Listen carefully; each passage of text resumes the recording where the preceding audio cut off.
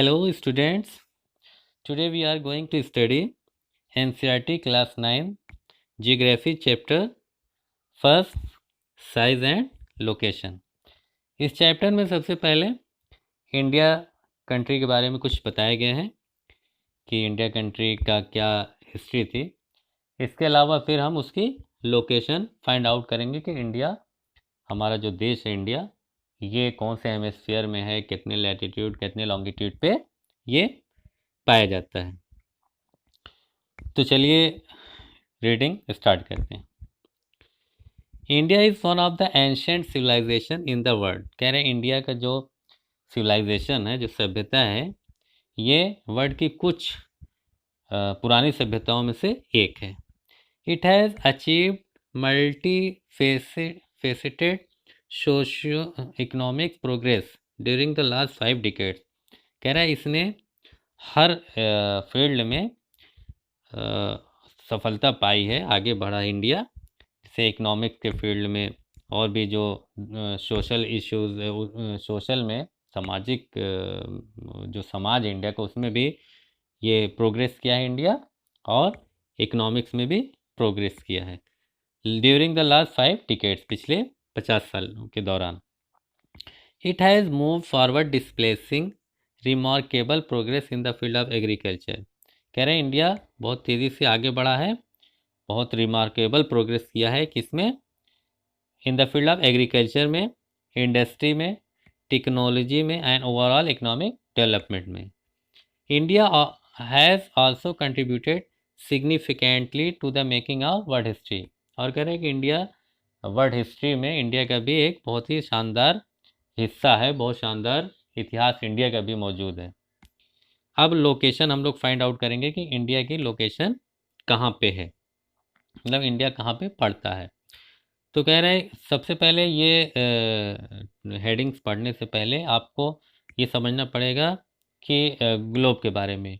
I hope कि आप लोग पिछले क्लास में ग्लोब को अच्छे से समझे हो, फिर भी हम यहाँ पे थोड़ा सा हल्का सा डायग्राम बना के आपको समझाने की कोशिश कर रहे हैं।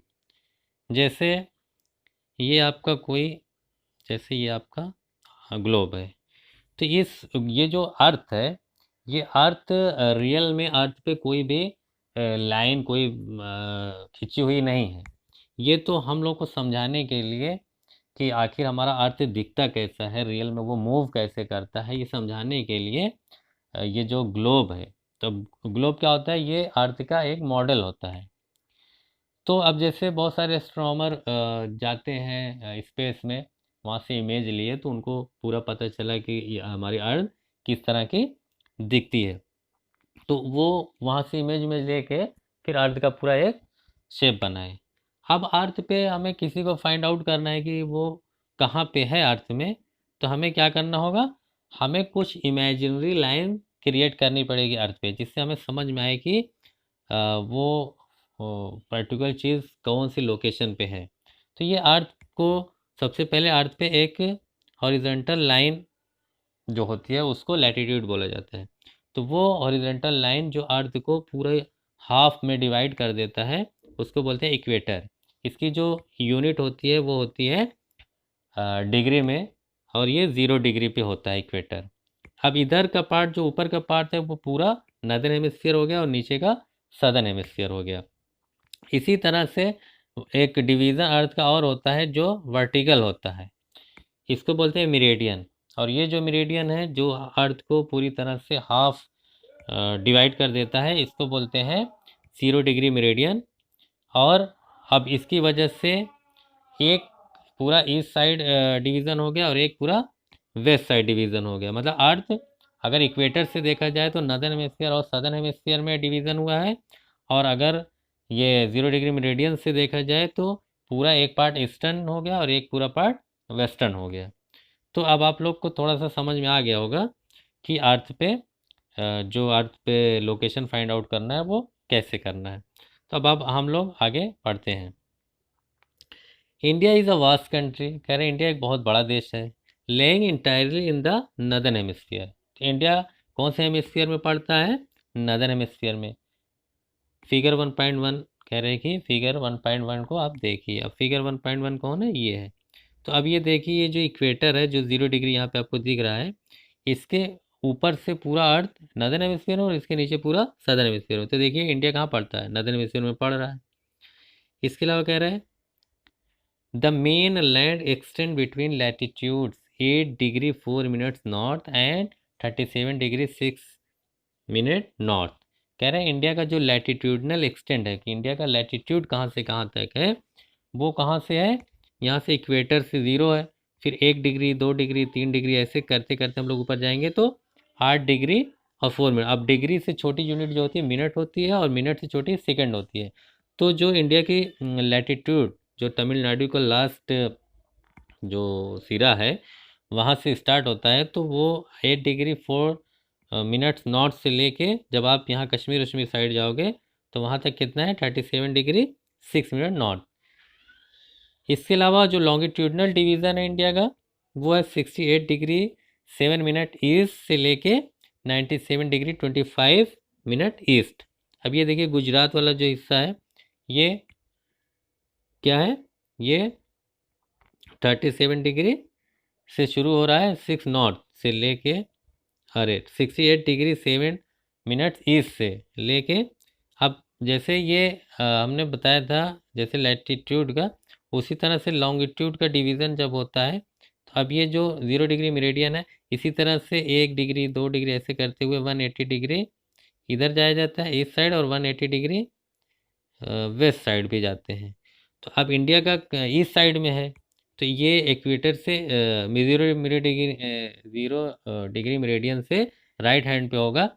तो यहाँ से वो काउंट होगा 1 2 3 4, तो कहाँ तक जाएगा 68 डिग्री जहाँ पे आएगा और 7 मिनट, वहाँ से इंडिया की बाउंड्री शुरू होगी और कहाँ तक जाएगा ये 97 डिग्री 25 डिग्री ईस्ट, मतलब ये अरुणाचल प्रदेश जो पड़ता है वहाँ तक, ये इसका इंडिया का लॉन्गिट्यूडनल डिवीज़न है। इसके अलावा है द ट्रॉपिक ऑफ कैंसर। ये ट्रॉपिक ऑफ कैंसर कहाँ है, ये नदर्न हेमिस्फीयर में कहाँ पे पड़ता है 23 डिग्री एंड 30 मिनट नॉर्थ में। ये क्या करता है हमारी कंट्री को डिवाइड कर देता है बिल्कुल ऑलमोस्ट 2 इक्वल पार्ट, एकदम हाफ में। To the south east and south west of the mainland the lie the Andaman and Nicobar. और इंडिया के साउथ ईस्ट और साउथ वेस्ट में क्या पड़ता है, अंडमान और निकोबार आइलैंड पड़ता है। And the Lakshadweep island in bay of Bengal, मतलब साउथ वेस्ट में क्या, साउथ ईस्ट में क्या पड़ता है, साउथ ईस्ट में पड़ता है आपका अंडमान आइलैंड और साउथ वेस्ट में क्या पड़ता है वो लक्षद्वीप आइलैंड पड़ता है। तो फिर ये क्या कह रहे हैं, ये 2 पार्ट में डिवाइडेड है, मतलब ये 2 सी में जाता है। एक उधर अगर देखेंगे तो ये जो हमारा अंडमान निकोबार है ये बे ऑफ बंगाल में है और अरेबियन सी में कौन सा है लक्षद्वीप।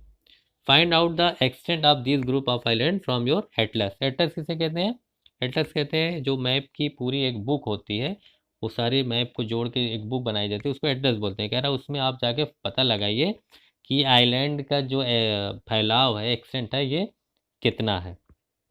ठीक है, हम थोड़ा आपको मैप में दिखा दें इंडिया। अब देखिए ये इंडिया है, तो अभी ये इंडिया का अगर आप देखेंगे तो यहाँ पे ये इंडिया नॉर्थ है, ये साउथ है, ये ईस्ट है और ये वेस्ट है। तो यहाँ पे देखिए साउथ ईस्ट साइड में जो ये पानी नज़र आ रहा है ये बे ऑफ बंगाल है और ये जो साउथ वेस्ट में नज़र आ रहा है ये अरेबियन सी है। तो इधर अंडमान है और इधर आपका लक्षद्वीप आइलैंड है। ओके स्टूडेंट, आज के लेक्चर में इतना ही। नेक्स्ट लेक्चर में हम लोग आगे के पैराग्राफ पढ़ेंगे। Thank you. अगर आपको मेरी ये वीडियो अच्छी लगी है तो प्लीज मेरे channel social studies with Farhan sir को सब्सक्राइब करिए, बेल आइकन प्रेस करिए ताकि मेरी अपकमिंग वीडियो आपको मिलती रहे। ज्यादा से ज्यादा शेयर करिए, लाइक करिए और कमेंट करना बिल्कुल भी मत भूलिए, क्योंकि आपके कमेंट से हमें मोटिवेशन मिलता है। Thank you.